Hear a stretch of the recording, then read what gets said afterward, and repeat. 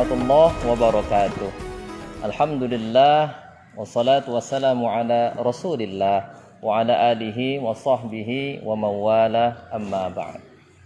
Sahabat kaum muslimin rahimakumullah. Kata Al-Qur'an berasal dari bahasa Arab yang artinya bacaan.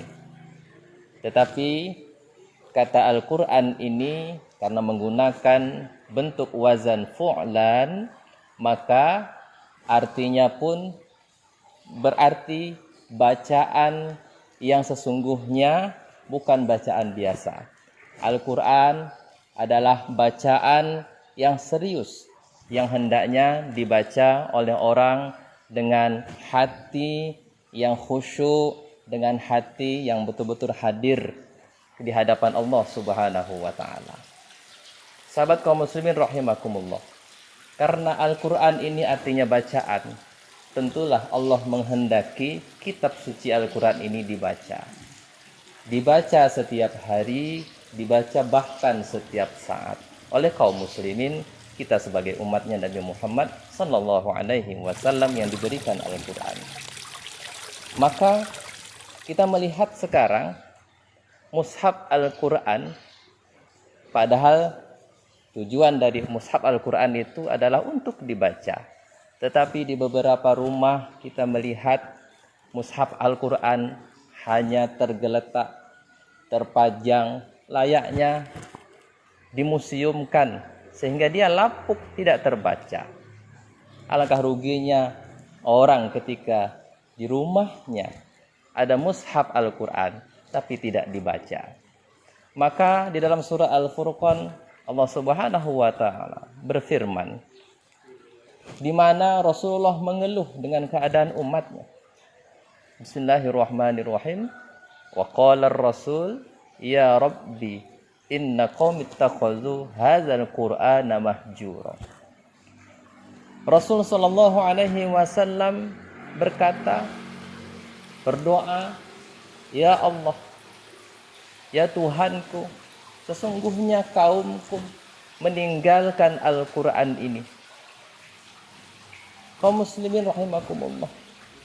Maka dari itu, kita sebagai umatnya Nabi Muhammad yang diberikan kitab suci Al-Quran, yang digunakan untuk dibaca ini, hendaklah mushaf Al-Quran ini kita baca setiap hari.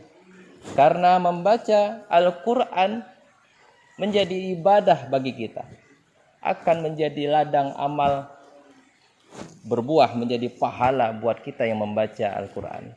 Karena baginda Rasulullah sallallahu alaihi wasallam bersabda, man qara'a harfan min kitabillah falahu bihi hasanah.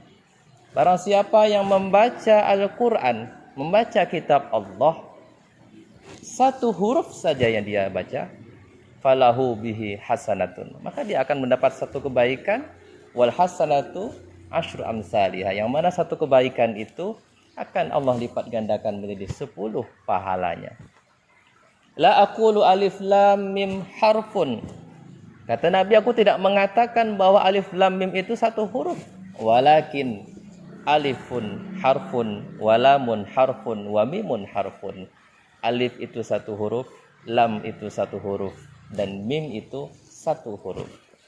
Sahabat kaum muslimin, mari kita bayangkan betapa besarnya pahala orang membaca Al-Quran. Karena satu huruf saja yang dia baca, sudah Allah berikan pahala 10 kali lipat. Bagaimana kalau dia membaca ayat demi ayat, halaman demi halaman, bahkan juz demi juz, bahkan dia sampai khatam 30 juz membaca Al-Quran.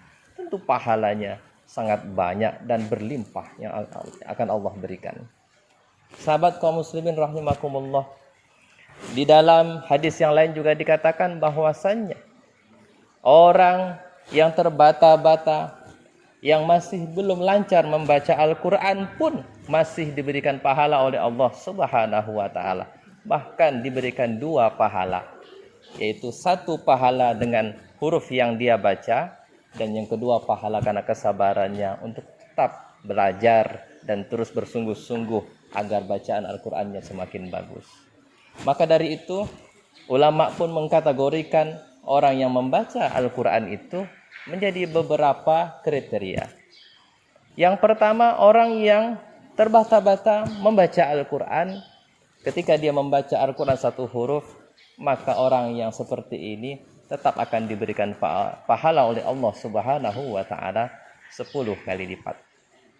Kemudian ada juga orang yang di atas lebih sedikit lebih baik daripada yang pertama. Dia lebih lancar tetapi masih belum sebagus mereka yang fasih membaca Quran. Terkadang ada tajwidnya yang belum sempurna dia baca. Orang yang seperti ini juga diberikan pahala oleh Allah dari setiap huruf yang dia baca, tetapi lebih sedikit tinggi dibandingkan yang pertama, di mana satu huruf yang dia baca akan dilipat gandakan Allah menjadi 20 kali lipat pahalanya. Kemudian inilah yang paling beruntung, yaitu mereka yang mahir membaca Quran, fasih, bahkan suaranya pun indah merdu saat membaca Al-Quran. Maka orang seperti ini, kata baginda Rasulullah SAW, diberikan pahala sampai 40 bahkan 70 kali lipat. Sahabat kaum muslimin rahimakumullah, perbedaannya juga ketika orang membaca Quran di dalam salat dan di luar salat. Orang yang fasih membaca Al-Quran di dalam salat diberikan Allah satu huruf yang dia baca 100 kali lipat. Lalu ketika dia membaca di luar salat, diberikan Allah 50 pahala dari satu huruf yang dia baca. Itulah rahmat Allah bagi kita sebagai umat Nabi Muhammad, diberikan kitab suci Al-Quran ini. Dengan kita membaca huruf demi huruf Al-Quran saja, kita akan diberikan pahala oleh Allah berlimpah. Itu saja kita baca di luar bulan Ramadan mendapatkan pahala sebanyak itu. Nah, bagaimana sahabat, kalau Al-Quran ini dibaca oleh kita di bulan Ramadan, yang kita tahu bahwasanya bulan Ramadan adalah bulan yang penuh rahmat dan barokah, di mana pahala-pahala amal kebaikan kaum muslimin akan dilipat gandakan. Maka ini kesempatan kita untuk banyak membaca Al-Quran di bulan Ramadan. Kenapa? Karena Al-Quran turun di bulan Ramadan.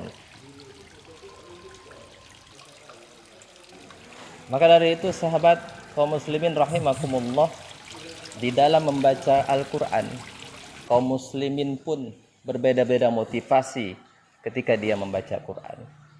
Ada orang yang tidak mampu membaca Quran, tidak bisa sama sekali membaca Quran, tetapi dia tidak ingin belajar untuk bisa membaca Quran. Inilah orang yang akan rugi. Kemudian ada juga orang yang tidak bisa baca Quran, tapi kemauannya untuk belajar, berguru kepada orang lain agar bisa membaca Quran sangat tinggi. Nah, orang seperti ini pun perlahan-lahan akan bisa baca Quran, bahkan sampai fasih dia membaca Al-Quran. Orang seperti ini pun akan beruntung. Kemudian ada juga orang yang sudah mampu baca Quran dan bahkan fasih. Dia membaca Al-Qurannya bahkan dengan suara yang merdu, ditambah lagi dia rajin siang dan malam membaca Al-Quran. Inilah yang kata Rasulullah, kita boleh iri dengan orang seperti ini karena melihat dia siang malam rajin membaca Quran. Ada juga orang yang pandai baca Quran, tetapi motivasinya tidaklah setinggi mereka yang rajin membaca Al-Quran. Dia malas membaca Al-Quran, sehingga orang seperti ini walaupun dengan kemampuannya mampu membaca Quran, tapi dia tidak bisa memanfaatkan Al-Quran untuk dibaca setiap hari. Kaum muslimin, mari sama-sama kita berjuang, berjihad, memaksimalkan diri kita agar kita paling tidak sehari mulut kita ada yang keluar ayat-ayat suci Al-Quran yang kita baca. Sehari kita bisa membaca 1 juz, alhamdulillah. Kalaupun kita tidak bisa membaca 1 juz, setengah juz pun sudah cukup.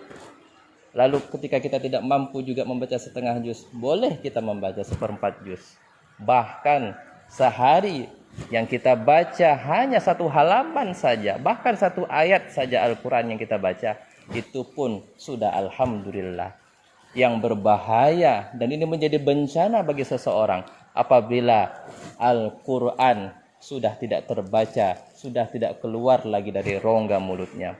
Inilah yang dikecam oleh baginda Rasul sallallahu alaihi wasallam, bahwa orang yang tidak ada sedikit pun di mulutnya, di rongga mulutnya ayat suci Al-Quran, seperti rumah yang angker, seperti rumah yang kosong tidak berpenghuni. Artinya semakin dia membaca Quran, maka semakin dirinya akan dipenuhi dengan rahmat, dan semakin Al-Quran tidak ada dalam dirinya, maka dia akan berteman dengan setan-setan yang selalu akan mendekat kepadanya, karena tidak ada ayat Al-Quran di dalam dirinya.